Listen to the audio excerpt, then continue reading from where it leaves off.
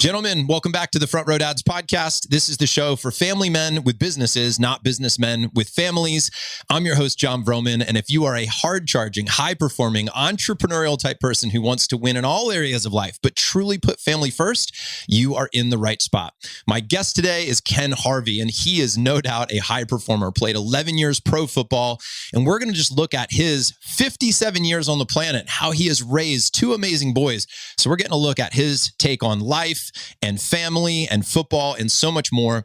I'll get into his bio in just a second. Couple things I want to make sure you know about. First, the live event that we are hosting December 2nd through the 4th here in Austin, Texas. Tickets are available now at frontrowdads.com/live. We've got an incredible lineup of speakers. It's going to be an interactive experience. And if you truly want to make the biggest quantum leap forward, if you want to have a transformative experience for yourself as a father, as a husband, and as a family man overall, and you want to, again, explore what is it like to build a business that scales but doesn't take me away from my family? How do I keep my health in focus through all of this activity? And yet, how do I show up and be the most engaged, present father that I could be? All of this is what we're taking a deep dive into at this event. And nothing beats being in person for an extended period of time. Podcasts are valuable, no doubt, and online events are very important, and we should have some of those in our lives. But if something is of great importance to us, we need to break free of our daily patterns. We need to leave our homes. We need to immerse ourselves with other like-minded people to have the biggest quantum leap forward that we can have. And that is what we're going to do December 2nd through the 4th in Austin, Texas. I would recommend blocking the time in your calendar and getting your ticket now before it sells out. We'll have about 150 men present for that event. And again, if you go to the website, you'll see some of the speakers that will be there and other amazing people. We're all getting together in Austin, Texas. I hope to meet you in person there. I also want to tell you that if you, for some reason, can't travel to that event, that we have online events all year long. We have what's called our Summit Series. And every 8 weeks, we take one of our pillars, whether it's business evolution, wealth and legacy, parenting, marriage, all this. We cover them in depth when a half-day online event. People from all over the world join in. And if you are looking to level up, but without getting on an airplane, this is the next best thing. So the Summit Series program is all available. All this, you can find out more about it at frontrowdads.com, where you can join the brotherhood today. And we are, of course, not for every man. We are not for every dad, but we are for a very specific type of person. That person resonates with the idea of being a family man with a business, not a businessman with a family. They get that. They understand that. They want to win at work, but they just don't want to do it at the expense of their family. Please join us if you are the right person for this community. And if not, then I encourage you to go find the community that you are destined to be a part of, because we all need that support. We all need people that we can open up to, be real with, have honest conversations that most people are not having. But we want to hold space for that to occur here at Front Row Dad. So I hope to see you on the inside if we are the right group for you. Now, on to my intro for Ken Harvey. So he grew up in Austin, Texas, which is where I live, which is where the show is being recorded. And he attended UC Berkeley, but he was then drafted first round, 12th overall of the 1988 NFL draft by the Cardinals. He was picked up, and he talks about this during the show and how this was like it was an amazing experience for him. He played 6 seasons until he signed with the Redskins, where he played another 5 or 6 seasons, but I think he was 11 years in the NFL. And he was selected to his 4th straight NFL Pro Bowl in 1997 and ended his career with 89 sacks, averaging 8.6 per season. And he retired just prior to the start of the 1999 season. In 2002, Ken received the prestigious honor of being nominated in the Washington Redskins' highest accolade as one of the 80 greatest Redskins. Shortly after receiving that honor, he was chosen and inducted into the Redskins Ring of Fame at FedEx Field. He was nominated 5 consecutive times for the NFL Hall of Fame. And he's spoken all over the world, and he's done some incredible things. But one of the coolest things, and we talk about this in the show, is that he's the author of several books and screenplays, but one, he co-authored a children's book with the actor and artist and former American football player, Terry Crews. Some of you may know that name. So he wrote a children's book with Terry Crews. I thought that was really cool. They played football together. And he's currently a marketing associate for Fellows Financial Group, along with other things that he's excited about. I'll talk about some of those here specifically at the end of the show and how you can get connected with him. So listen to the whole show. Make sure you stick around to the end. And that's it, guys. If you enjoy this show, please share it with somebody. And if you feel called to do so, please write a review. They mean a lot to us. We read all of them, and we appreciate you being a front row dad and showing up for your family, showing up for your community, leading in all these areas of life. Let's get into a great conversation, guys, here with Ken Harvey. Hope you enjoy this.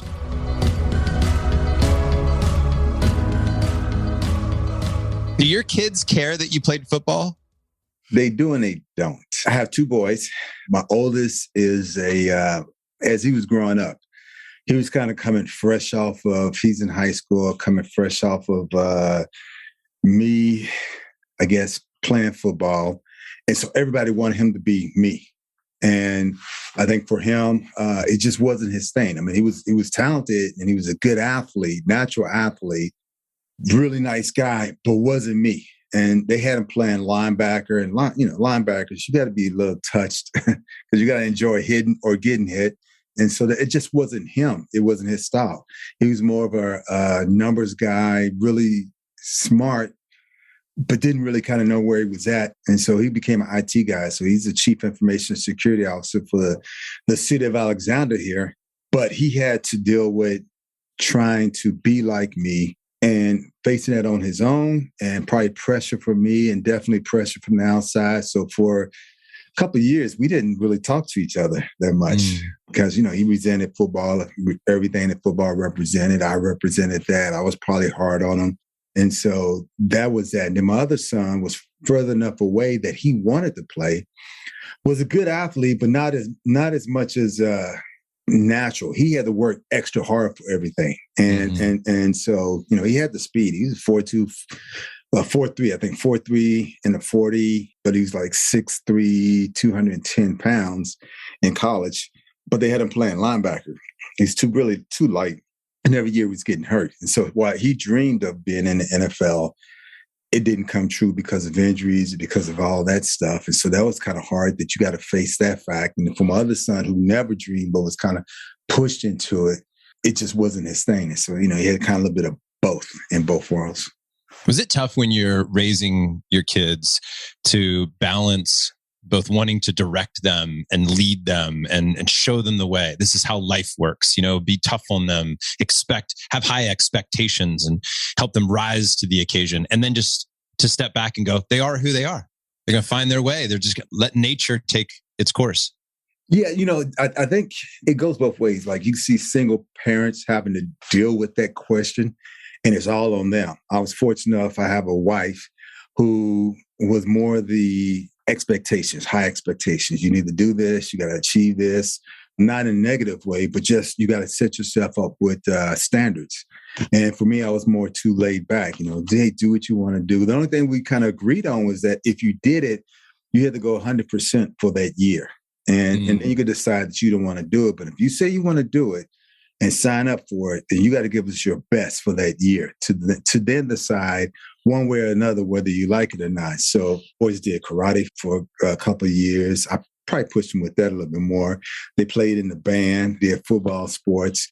They had to find what they were good at. And that was kind of our thing, was to find what you're good at. You don't have to be a clone of me, but find what you're good at. And then hopefully you can move from there. And so at least put the good foundation of having a good education, which both of them did well in school. I mean, they were smart kids. Yeah, I say smart. Thank God, thank God I married up. But they've done well in that. But more than anything, I think just the biggest thrill to me is when someone meets our boys and say, you know what, your boys are really nice and respectful and they treat people well. That to me is the ultimate check mark that we did something right. Yeah. Go back to your childhood for a moment, if you don't mind, and tell me, what was it like for you growing up? When did you find sports, and were your parents tough on you? Highs and lows, big events of your childhood. So my story, both my parents, we were living together. I'm one of 7 kids. I was the oldest boy, third oldest child. I was in the house watching TV, dreamer. And just, Star Trek, $6 Million Man, Twilight Zone. Those were some of the shows that I watched all the time. And you just kind of zoom through. And my world was kind of a fantasy world, just looking at TV. parents were like, hey, you got to get out the house. You're too big to be in this house not doing anything. And back in the day, it was always, kids were outside playing.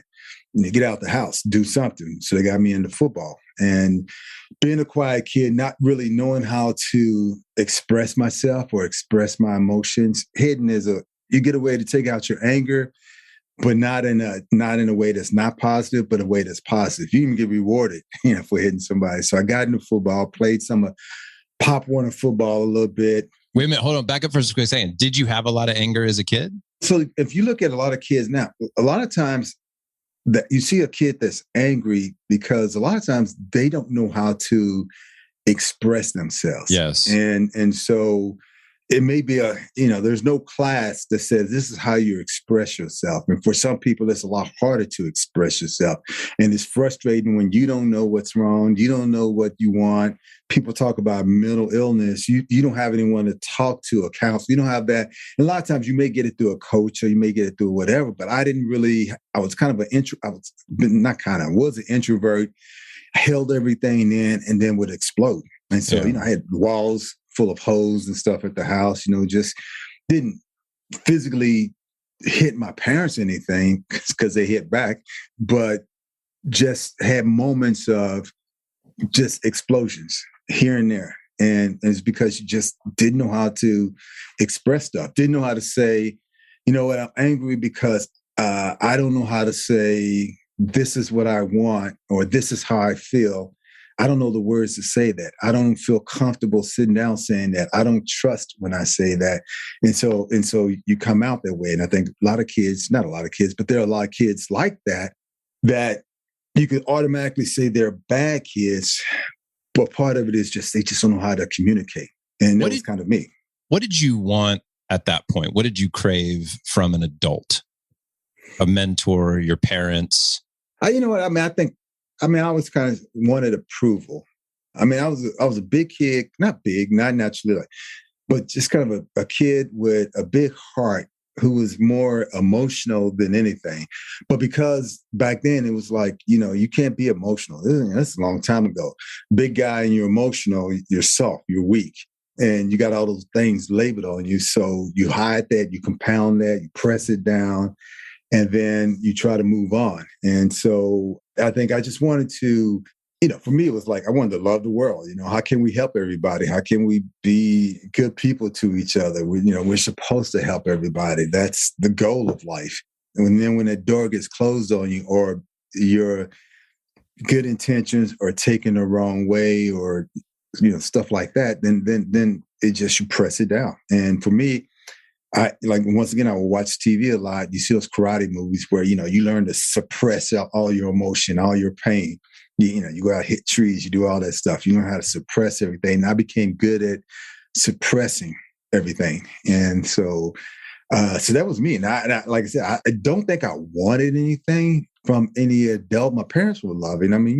As loving as they can be. It's back in the day. My dad's working 2 jobs. Mom worked a job, and she was sick a lot, but she would go to my football games and do all the stuff. But, one of 7 kids, you're only going to get so much time from so many people, and then being quiet and all that stuff. I think I just wanted approval, saying, you're okay, you're good. Or I see your gift and you can do this, and that encouragement. And that's kind of how even up until playing football, it was always I was the guy who would play hard for my teammates, encouragement, because I wanted to please everybody. That was my, it's a blessing, but it's a curse. It goes both ways. Yeah. When you look at raising your kids, and pre-18, let's say, or even in that window of kind of that magic window of 5 to 15, what do you think you did well? Something that you're very proud of as a dad? What made you awesome? Not that you didn't you make mistakes or drop the ball some places, but I think fortunately through football, we gave them a chance to see the world beyond the little small environment that a lot of times kids get stuck in. So they got a chance to go to a different country or go talk to people outside of the normal people, meet people that you wouldn't normally meet. And we were proud of that. They were well-mannered kids, and we were proud of that. They had good heads on their shoulders. They were intelligent kids. And so we're proud about that. They loved each other. They were brothers. Proud about that. So those were some of the things. I mean, even to the point when I ended up playing football, I've told us story a lot of time. There was a kid's book that I did, and you can give your kids something, but if you don't do it with intent and purpose, you're fighting against the world. You're fighting against everything they see on TV. You're fighting against everything they hear on the radio. You're fighting against the environment. You're fighting against all these different things. And if you don't do it with intent and purpose, then you can easily lose that battle. And so one of the times, a long time ago, my kids were 8 and 6. One of them came home and they were talking about a cartoon on TV, and you could be one of the characters. And if you win the contest, but he was worried because he was like, there are no brown characters on the TV show. And for him, there was no brown characters. He didn't see himself. And he was worried that he could never be on a cartoon. And, this is before now, he said it's gotten a lot better. But I did a kid's book for them, and really proud that they had something that they could hold in their hands and say, that's me. My dad did this for me. And to my dying day, I hope that they'll be proud enough of that book that they will give it to their kids and say, your grandpa did that for me. And so that's cool. I had a kid's book, and it turned out that the artist became a famous movie star who did the artwork. And then we redid the book, and we used augmented reality with the book. So we kind of did something new. But yeah, the book is them on the cover. They're the characters. I was excited about that. And then I wrote another book for them when they were like 14 and 12. Is this the book, The Me That Needs to Be? No, totally different. Totally different. Okay. This is, let's see. That's the back of it. It's called Come Find Me. Okay. And that's kind of back of it. But Terry Crews, America's Got Talent. Yeah. He did all the artwork for the book. No way. Yeah. So he did the artwork. That's cool. Look at that. He did the artwork, and we did it 20-some years ago. And we gave them away, not only for my boys, but we gave them away to kids in D.C. At the time, the Washington Post printed up a bunch of them, and we gave them away to kids in D.C. because I realized back then there were a lot of kids who didn't see themselves in something as simple as a children's book. And whereas, you may take it for granted that, children's books are children's books, but a lot of times we are what we see and what we could identify with. And so did that for them. And that to me was a proud moment that they could say that they've had a chance that they're in the kids' book. That's cool. Yeah. How'd you meet Terry? He played football with me, with the Washington Redskins. Yeah. Is he a dad? Yeah. He has, 5 kids, I think? But he's a dad, good dad. I mean, really good guy. The way he's portrayed on TV, that's who he really is. Is a good guy. When you think of great dads, other men that you've watched raise kids and engage with their families, who comes to mind as like, awesome dad, here's what I respect about him, a leader in that space? I mean, different dads for different reasons. Like there's a guy who I play with, Tim Johnson, who's a pastor now. And so a loving dad, cares about his kids, but also strong enough that it's not a pushover, your bounds, these are the things you can do and you can't do. You will get a spanking, but I'm going to tell you why you're getting a spanking. It's not just out of anger, it's out of love. It's that type of dad. And so he's a really good, probably example of a dad. Terry's a good dad. Hollywood's a hard place to raise a family. And I see him, he loves on his kids. He tries to give them what they want, but he's not afraid to say no. And I think there's the balance of learning how to say no or setting boundaries and saying, this is what you have to do, this is what you need to do, but also showing them the other side that you love them and that you care about them. And, even once again, go back to when my boys were young, people would get shocked seeing me walk with my boys and, taking them to the park. And it's like, it was out of line, I guess, for them to see an African-American man, this is in Arizona, being a dad with his kids. Not, it's just something that they didn't expect because you only saw what you saw on TV. People, kids without their parents and all that stuff. And it's like, everybody's kind of shocked. I'm like, isn't this what you're supposed to do? So my dad he would do with me when he had the chance. Isn't this what you're supposed to do? Yeah. So. When I think about boundaries, I'm really glad that you brought that up. I do feel that's an important role that a dad plays. And somebody once told me, I don't know who to credit for this, but they were like, it's like being the banks of a river. It's like you're just holding the edges here and you're letting the kid be who they are. You're letting them flow through life and you're not trying to control the water per se, but you are putting up some rails here just to help keep that river on track. Right. That's the interesting part for me. The part that I continually explore is like, how much do you keep someone on track? Because who's to say that track is correct? Right. I think like people, like, your kid may say, man, I want to be a music player and all that stuff. Then your job is to say, okay, you can play, you can go take instruments, you can do all that stuff, but you got to get the grades. Yeah. And here's your foundation. And then your job is just to make sure they got a foundation. So you go out and you can do anything you want to do. And once that the cord is cut, that's your world. You live your own life, but you have a good foundation at least, because that's our job, is to hopefully set up that good foundation for them. And then, kids are going to, sooner or later, you got to let them go and they're going to do what they want to do, regardless of you being there. And so hopefully you can enjoy that moment with them. But, there's a moment in time when they stop becoming your kids and they're young men, young adults, and they can do what they want. So you earlier, when you were talking about your kids, you said band and you smiled really big. Why did you light up when you talked about band?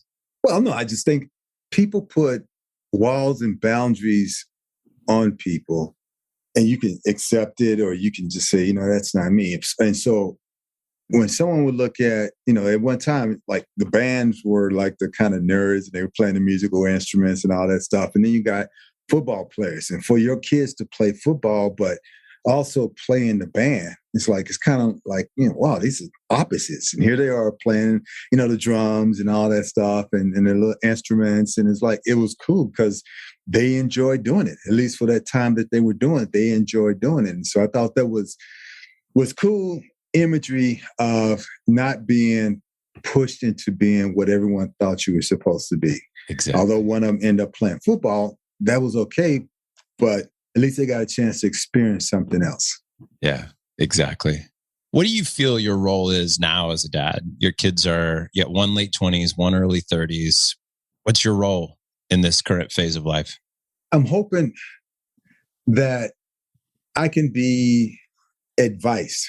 I mean, my kids are probably way smarter than me, but advice, or at the very least, a soft pillow to fall on if something happens. Mm-hmm. It's my job is to hopefully be an ear for them. If I can give advice or point them in the right direction, like you said, no matter how old they get, you still try to be that cushion, those bumpers in bowling, you're those bumper walls. You still try to do that no matter what. And then just try to create a safe zone where they feel comfortable being here with us. I mean, my job, my goal is I want them to feel comfortable coming home with their families or coming back to stay here or do whatever. I want them to feel comfortable that there's no judgment. There may be things that we can help them with, and not always coming back is the best thing, but at least having a place knowing that at the end, if they could say anything about me, they can say, you know what, my dad loves me. And that's what they take out of everything, and they can say that, then I've done my job. Because if they know that I've got their back at the end, regardless, that I'll do anything to protect them, anything to look out for them, if they know that in their heart, that at the very least that they just pick up the phone and call me and I'll be there in a heartbeat, then I've done something right. Gentlemen, I want to take a minute to talk with you about the Brotherhood, a group of men that I have the privilege of connecting with every day. These are the men that help me stay focused on being a family man with a business, not a businessman that happens to have a family. And throughout the year, we have deep conversations, real conversations, and share the best resources around 6 areas of life: thriving marriages, intentional parenting, vibrant health, emotional intelligence, business evolution, and wealth and legacy. Here's what one of our members has to say about their experience. I want to recognize everyone that really made the commitment and the decision and gave themselves the permission to fully show up and just share. I think all the speakers obviously were awesome, amazing content, but I think the real magic comes from everyone else speaking their minds and sharing what they're feeling, what's connecting and resonating with them. And I think it's a little comments that you might not realize that you say that's going to stick with someone else and really make a lasting impression. Look, guys, the time is now to pour into your family. I read an article by Tim Urban that rocked me to put everything into perspective. He said that 93% of the time that he, as a child, would ever spend with his mom and dad, by his calculations, happened before the age of 18. 93% of the time he'd ever spend with mom and dad happened before the age of 18. I feel confident that saying that no matter how old your kids are right now, the time is to go all in on your family. You know, in the Brotherhood, we have members with kids that are newborns, and we have guys whose kids are grown adults. It's never too late to be a great parent, and the journey never ends. No matter how great you are at fatherhood, and you might be the best out there maybe, or marriage, or juggling work and family life, this community can help you be better. If you're ready to take the next step, go to frontrowdads.com and click Join the Brotherhood. If we take you, Ken, the man, and separate from your family, separate from your wife, your kids, and your business, just you as a human being, what do you feel you're most energized by right now? And what do you feel that you are most challenged by right now inside your head and heart? Probably the same thing. So like, I want to create, I like creating stuff. I get excited. You know, you create a book, you get excited about it. I'm trying to create a new sports game. You get excited about it. You are right now? Yeah. What is it? Yeah. Can you talk about it? Yeah. It's different. Right. Gotta get it patented first, right?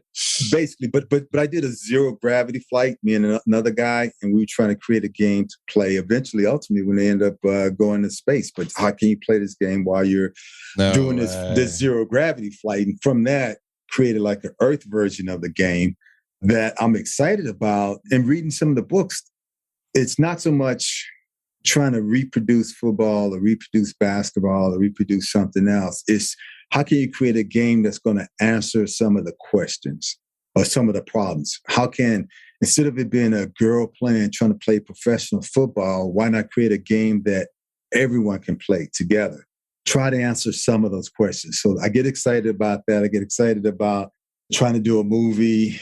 Those are the things that I get excited about. What was your second part of that question? Well, just what are you challenged by? Challenges by, I'm a creative thinker, but the doing part, like we need people with ideas and we need people that are thinkers and have dreams and all that stuff. But then the second part of it is you got to be a doer, or you got to surround yourself with people who are doers. That's where I'm challenged at. I've gotten better with that. But before it's just more ideas, but not necessarily doing anything beyond the idea. And the challenging part is to say, okay, now that you got the idea, now you got to create the plan. And then you got to work the plan. And you got to be willing to put everything into it to work the plan and believe in the plan, believe in yourself. And so that had been the challenge and still is a challenge, but that's something I'm working on now. How old are you now? 57.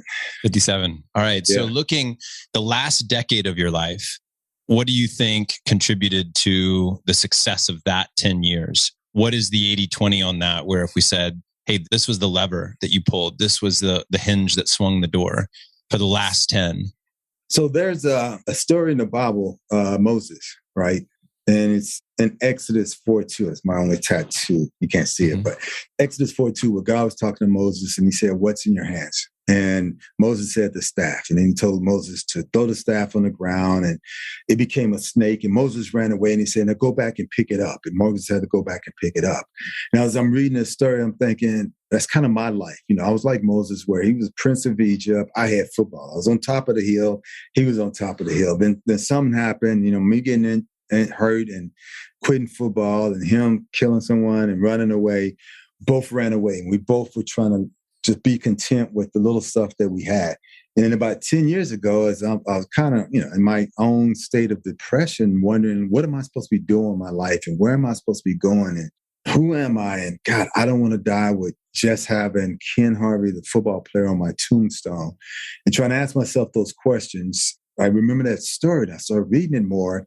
And it just felt like God was saying to me the same thing. Ken, what's in your hands? You've been writing all these stories. You got all these books that are sitting on your computer. You got all these things that are in your hands, but you're trying to do it on your own. Trust me, and things will happen. So after that time, I went back and on my computer was that book I just showed you, the kids book, Come Find Me.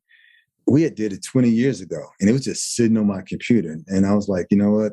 It's still sitting on my computer. Maybe we can help some other kids with it. And I called up Terry and I was like, well, let's do this book. And then he's like, yeah, let's do it. But I'll take care of everything. I'll pay for everything. And we'll do it really nice. We'll make sure it's a really good book. And then another friend called up and he had this augmented reality company. And I was like, let's put the augmented reality with the book. No one's ever done that. And so we created this book. And from that moment on, things have been in the past that I've run away from have been coming back around as I've come back to kind of like pick up that snake, that staff that became the snake. And so in the last 10 years, that's been what's happening. I had the other book that I did with my boys that was when they were I think 14 and 12. Someone said that they liked it. You know, it may have been a scam, maybe it's real, but they wanted to see it as a movie script. And so I got it written as a movie script and they're looking at it to maybe do a movie. And some of the books that I had written a long time ago, they're just sitting on my computer. I republished them and I finally did a book about my life, at least up until when I played in the pros. I finally wrote that one. And so, and even at the game, the football game, the new game I'm trying to create, it had been sitting there for years and years. And now it's kind of all coming back around. And that was probably like 10 years ago of that moment we're saying, you know what? Use the gifts that you have.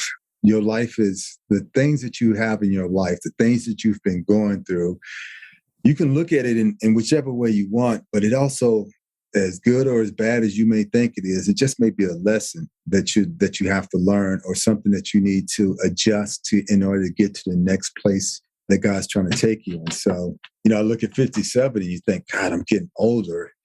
But then I keep reading that story. Moses, I think, was 80 when he went back to free the people, right? So, you know, I'm not saying I'm going to live to be 120, but I know the time that you have, what can seem like it's been overnight, could also been those 20 years of labor that you didn't realize was pointing you towards that one thing.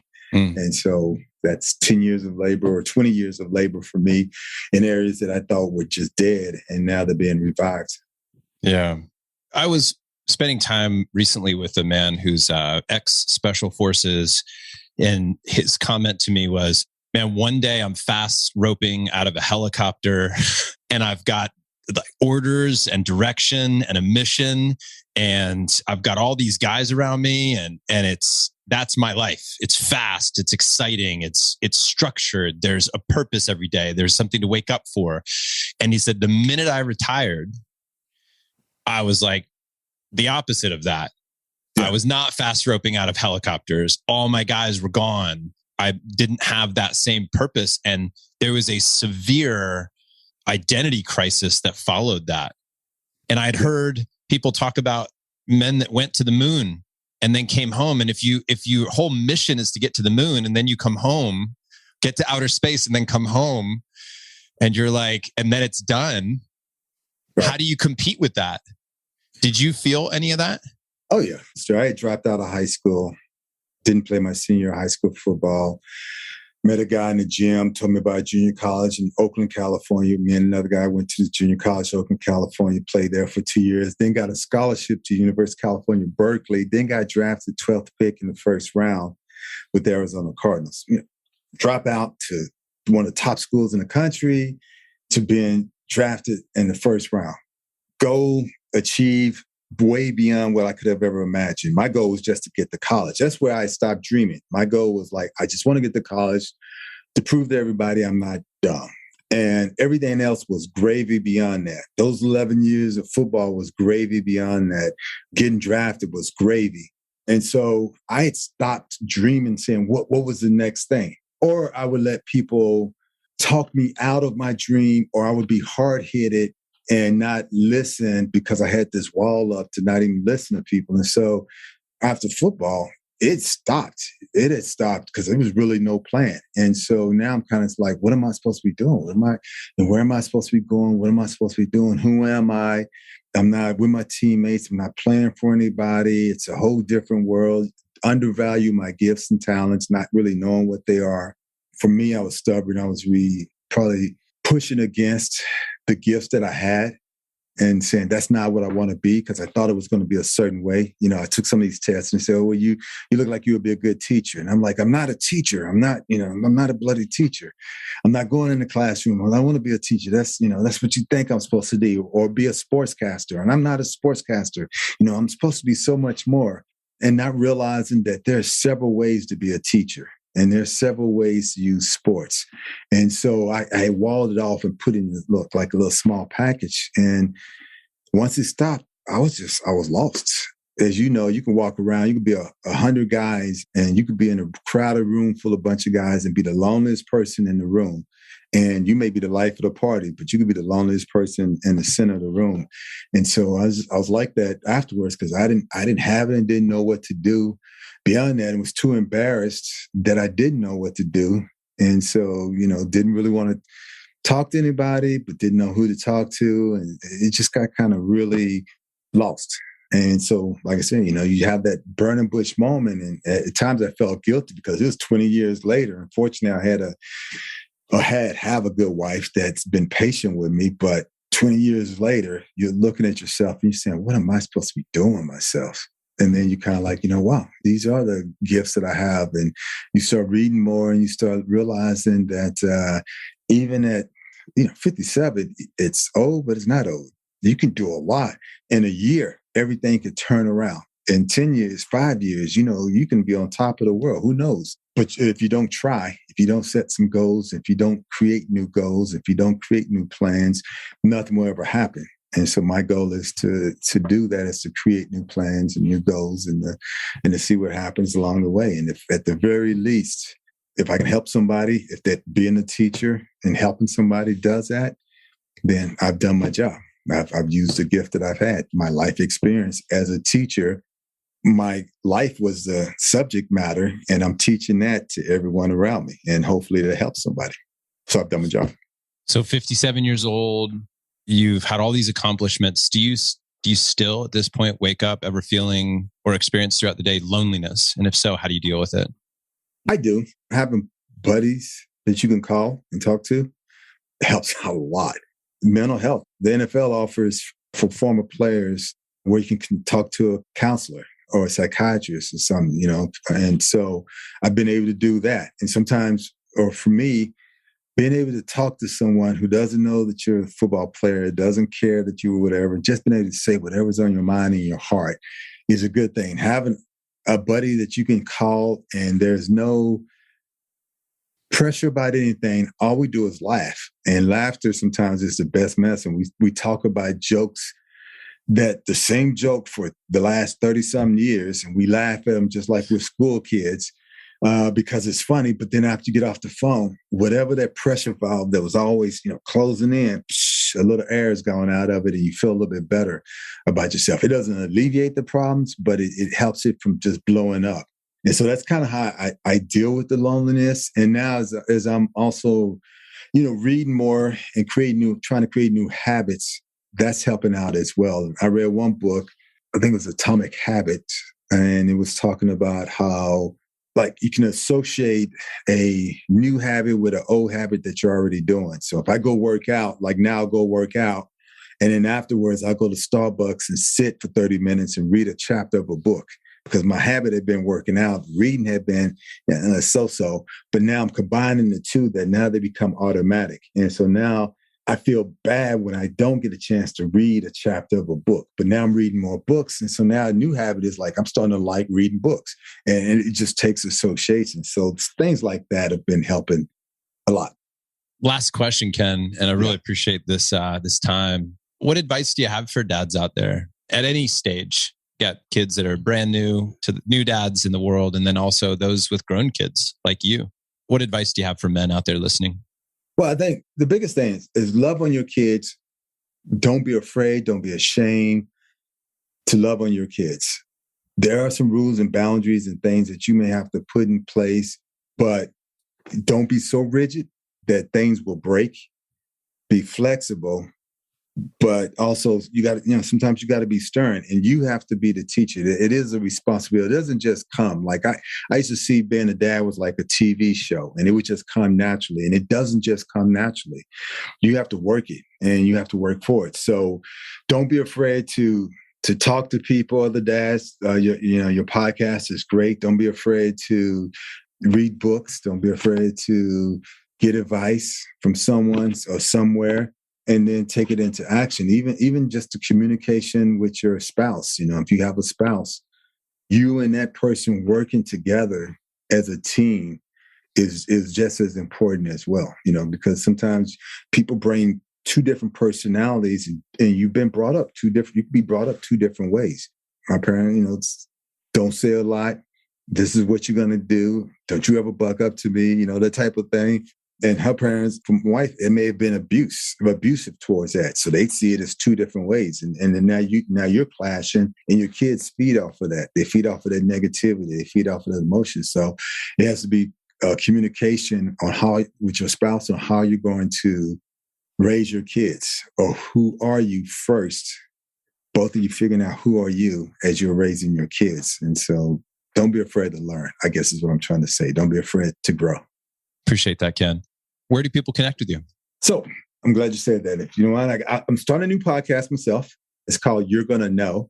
I'm excited about that just because I had been wanting to do one, but I wasn't sure how to do it. And it's like, you're gonna know, and then whatever that is, right? So you're gonna know me, or you're gonna know sports, and you can do like a 10-part series up for sports. And so I'm excited about that. But that's what the podcast is going to be called. I think it's at all the places that podcasts can be at. My company, krhcompany.com. It just has some information. It's a little bit old website, but there's some new stuff that's going to start coming out. And you can always, on that site, you can reach out to me if you wanted to. I do work with a nonprofit called Touching Heart, teaching young kids about compassion, about leadership. I also work with a wealth management company, Fellows Financial Group. All the things that I've had issues with in the past, trying to flip back around and try to use it for good. So there we go. That's great, Ken. Appreciate that, man, very much. Thank you for being on the show. Thanks for opening up your heart, sharing your wisdom, sharing your stories. It was great to get to know you today. Thanks for being here. I'm afraid I didn't give you a chance to talk too much, but thank you for listening. That's the way it should be. Yeah, right. We're putting you in the spotlight, man. We're putting you in the spotlight. So, all good. Thanks again for being here, Ken. I look forward to more down the road. Thank you.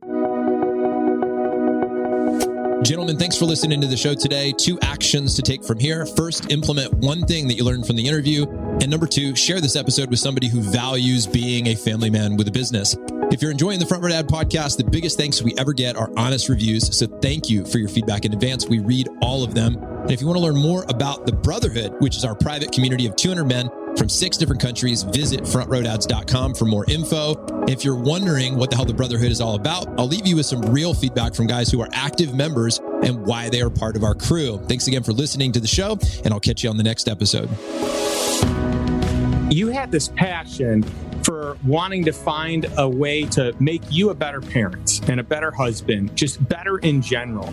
And so you develop this community of like-minded men that aspire to be better and aspire to put family first and business second. And so to me, there's no greater place I'd rather be. People ask me all the time, like, if I could only pick one group, mastermind, organization, whatever to be part of besides my own, it's always yours. And that's it. And by the way, part of that has to do with you and the leader you are and the way that you treat people and how you show up and the level of preparation that you have and the quality and amount of value that you offer.